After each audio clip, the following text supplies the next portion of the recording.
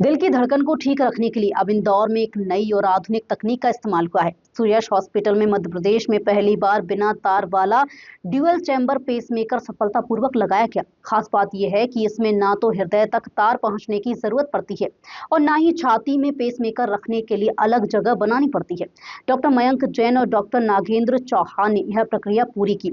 आखिर यह पेसमेकर कैसे काम करता है और मरीज के लिए कितना फायदेमंद होता है, देखिए हमारी पूरी खास रिपोर्ट।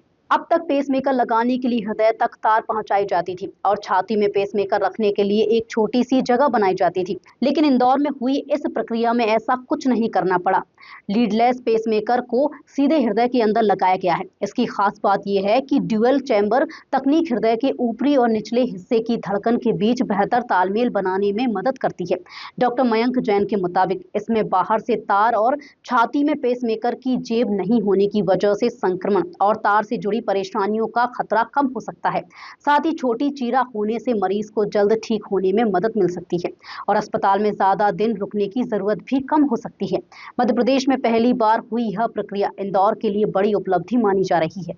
अभी तक हम ट्रेडिशनल पेसमेकर लगाते थे, जो कि यहाँ पे एक चीरा लगा के और बॉक्स बना के अंदर डालते थे और उसके वायर हार्ट में डालते थे।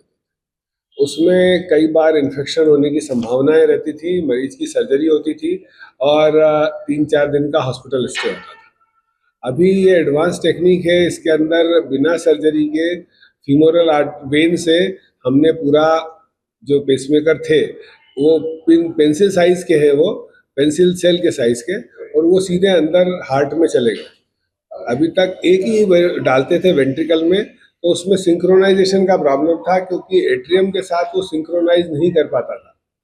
तो अभी ये ड्यूअल चैम्बर डाला, हार्ट में 2 चैम्बर होते हैं, एक एट्रियम और एक वेंट्रिकल। तो एट्रियम और वेंट्रिकल दोनों साथ साथ कोऑर्डिनेशन में कॉन्ट्रैक्ट करते हैं तो ब्लड फ्लो ठीक रहता है। तो ये एट्रियम और वेंट्रिकल को इनने ब्लूटूथ से सिंक्रोनाइज कर दिया अंदर से, तो वो एक साथ चलेंगे, जिसके अंदर मरीज को कोई अरिथमिया नहीं होगा और उसका इजेक्शन फ्रैक्शन भी अच्छा हो जाएगा। जो पहले कमजोर रहता है और फेलियर के चांसेस रहते हैं, तो उससे क्वालिटी ऑफ लाइफ इंप्रूव हो जाती है पेशेंट की। The advantage of this pacemaker is that we discharge the patient on same day with a little cost. Operation जटिल नहीं था, ऑपरेशन नया था और आसानी से होने वाला था। जटिल पद्धति को हमने बाईपास करके सिंपल बनाया और लीडलेस पेसमेकर लगाया और पेसमेकर के बाद पेशेंट को उसी दिन डिस्चार्ज कर दिया। नॉर्मल जो पेसमेकर होते हैं उनमें हम लोग एक पॉकेट बनाते हैं, पॉकेट के अंदर बैटरी रखते हैं, बैटरी से थोड़ी सी लीड कनेक्ट रहती हैं। वो लीड जो जाती हैं वो उनको अंदर हार्ट के अंदर डालने के लिए हमें छेद करना पड़ता है नस से, जिससे लंग्स की डैमेज होने की संभावना रहती है और वो लीड अंदर हार्ट के अंदर डाली जाती हैं।